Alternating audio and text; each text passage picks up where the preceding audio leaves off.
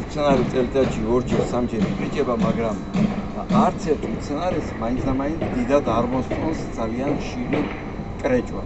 ამის შედეგად ის ან ავადდება, ან ჩახმობა მიდის, მაგრამ თუ ის გადაიზარდა, მერე მიდის ჩაჩრდილვა და მოგეხსენება თქვენ რომ ყველა წიწოვანი თუ ის თავის რომელიმე ნაწილს იჩრდილავს, იქ აუცილებლად წავა ჩახმობა.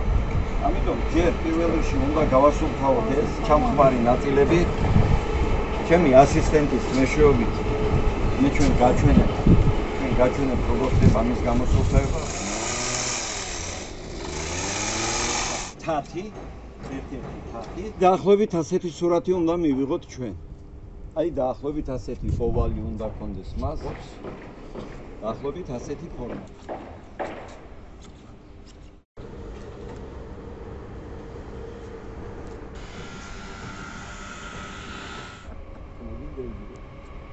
ეტუეთ ჩვენს არს გამოიწერეთ და კიდე სიახლეები დაიდება. მომავალ შეხვედრამდე. მადლობა.